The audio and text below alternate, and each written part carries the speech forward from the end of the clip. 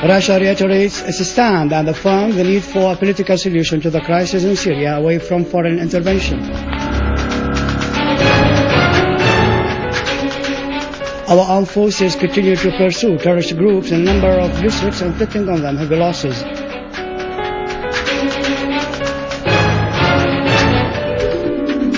Scores of Iraqis, mostly from the military, are victims of several terrorist attacks.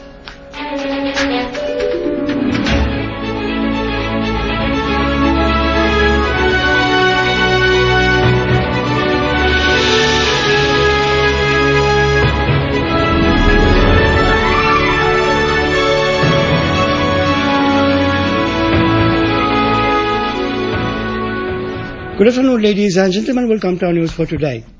The Russian Foreign Ministry has strongly condemned the terrorist explosions in Syria and terrorism in all its forms.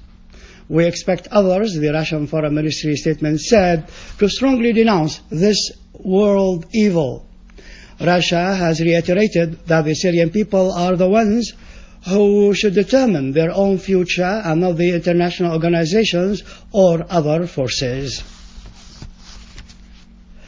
Addressing the 9th Asia and Europe Summit in Laos, Russian Prime Minister Dmitry Medvedev said the major task at present is in the way we can help the Syrian people realize this objective. He considered the situation in Syria as a source of concern. The same stand was confirmed by Russian Foreign Minister Sergei Lavrov, who stressed that any change in Syria must be introduced by the Syrian people themselves without any foreign intervention. In a press conference with his Jordanian counterpart Nasser Jude in Amman, Lavrov said the Geneva meeting statement is the basis for a political solution to the crisis in Syria through dialogue among all parties away from any foreign intervention. He emphasized support for the UN envoy to Syria Al-Akhdar al-Ibrahimi's mission. Lavrov warned that if the opposition continues its present policy, this means it is working on continuing the bloodshed in Syria. A rapid move should be taken to stop the violence. He also warned against the possibility for the opposition sides to possess chemical weapons, adding that there is information that they had already received 50 Stinger missiles. Lavrov called on all parties to the Geneva Agreement to encourage all Syrian sides to conduct dialogue, otherwise those parties will be responsible for the bloodshed in the country. The Russian President's Special Representative for Middle Eastern Affairs, Deputy Foreign Minister Mikhail Bogdanov, has affirmed that there is no other way to settle the crisis in Syria except through political dialogue between the government and the opposition. In statements to the press in Amman on the sideline of the Russian Foreign Minister Sergei Lavrov's visit to the Jordanian capital, Bogdanov said his country is trying to convince the parties to the Syrian opposition to sit at the table of negotiations with the representatives of the Syrian government.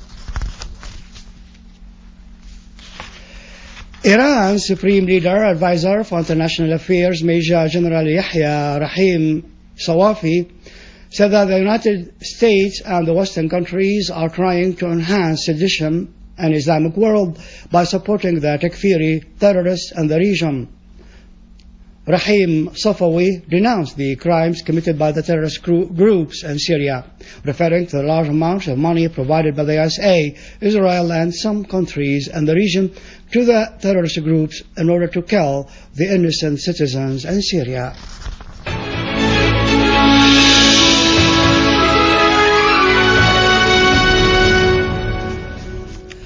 Our armed forces have continued to perform their duty in clearing Homs and its provinces of terrorist groups who wreaked havoc in the area.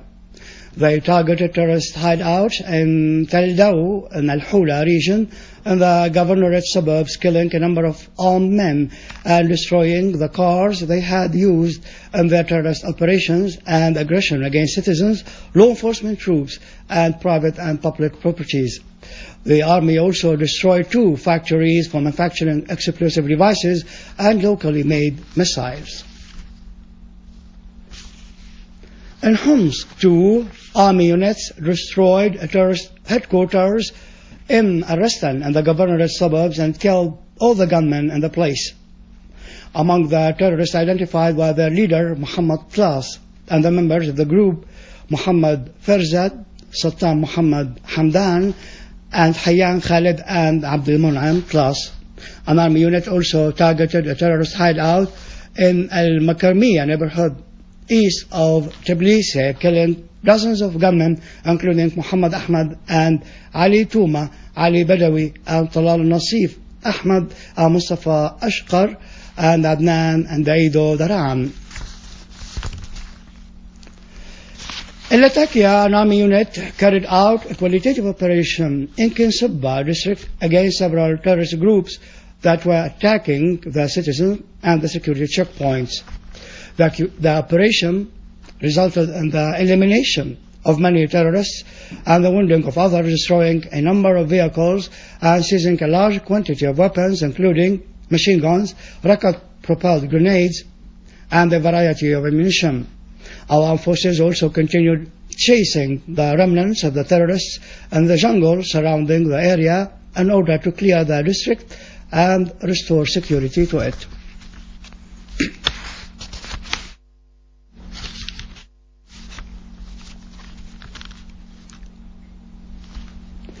In Deir ez-Zor, an army unit clashed with an armed terrorist group in Al-Muzdafin neighborhood and killed 4 of its members. Earlier, a unit of the armed forces clashed with terrorists in the neighborhood and killed a large number of them. Another unit of the armed forces clashed with an armed terrorist group in Al-Busayriya street in Deir ez-Zor city and inflicted heavy losses on the terrorists. A source in the province told Sana reporter that top wanted terrorist Abdullah Yassin Al-Naif was killed.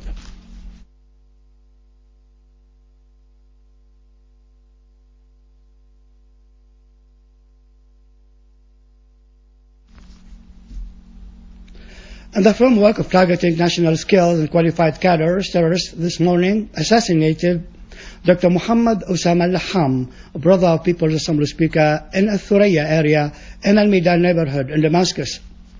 A source in the province told Sana that terrorists opened fire at Al-Laham in his car while he was on his way to work, causing his immediate martyrdom.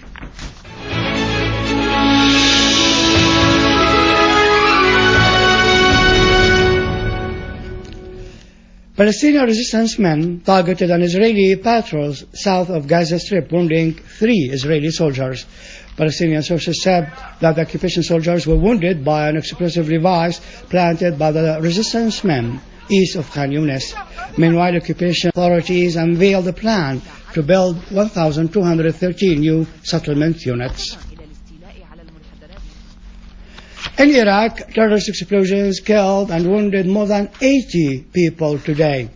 Iraqi sources said that 27 people were killed, mostly soldiers, and 50 others wounded following the explosion of a car bomb inside an army camp in the town of Taji, north of Baghdad.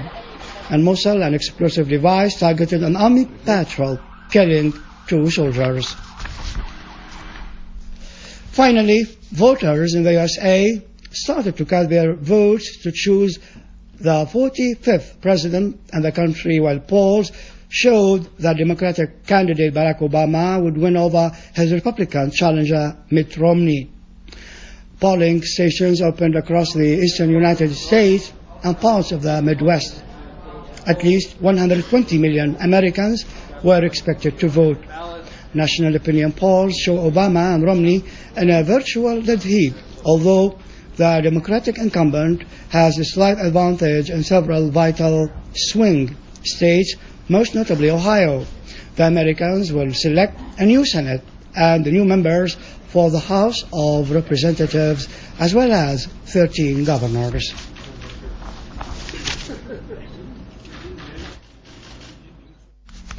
With this, we conclude our news bulletin for today. For more information about Syria and the region, and if you want to view our bulletin again, you can visit our website in English, syriaonline.sy.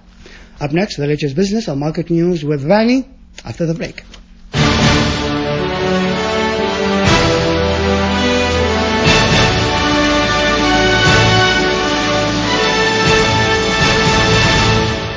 Good Good afternoon. The People's Assembly approved the bill that stipulates exempting the agricultural cooperative banks loans that were granted before October the 1st for agricultural purposes.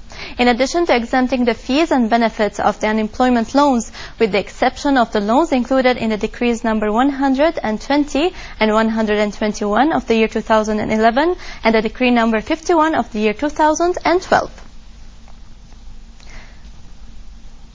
Prime Minister Dr. Wael Al-Halqi will form a higher council for workers' housing so that it would study the suggestions of the public bodies and the General Union of Workers Syndicate in order to lay down housing projects for public sector workers, since low-cost houses are needed for them in different governorates.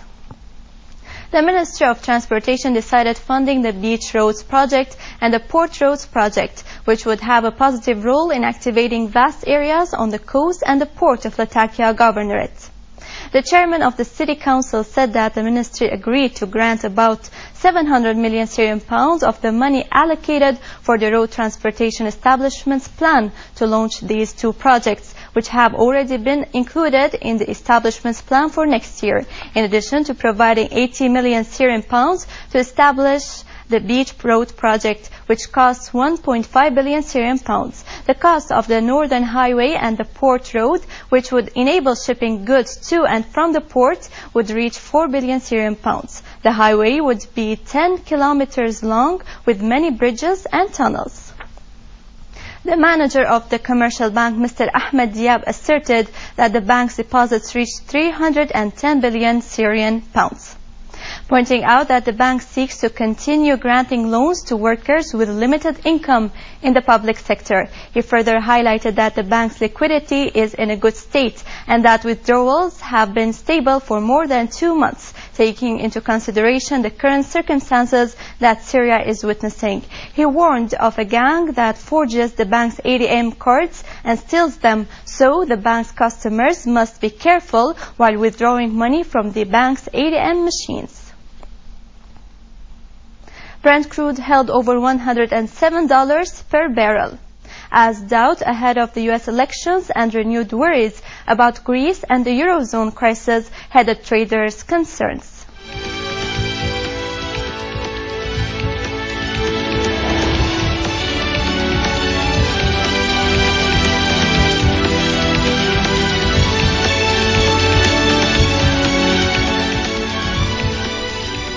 Japan's Nikkei share average fell, ending below the 9,000 mark. On the other hand, stronger travel and technology stocks helped European equities to advance, while charts signaled more gains, although doubt about the outcome of the U.S. election is likely to cap moves throughout the session.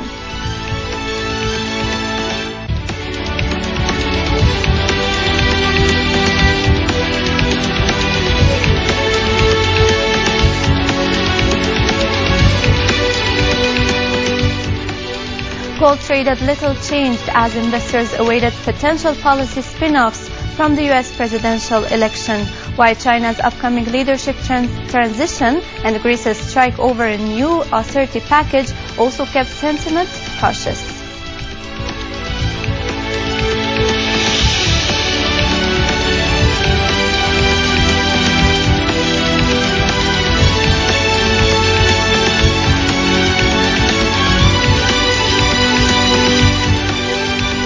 The euro fell to a 2-month low against the dollar, with the outlook for the single currency clouded by uncertainty over a parliamentary vote in Greece on budget and labor reforms.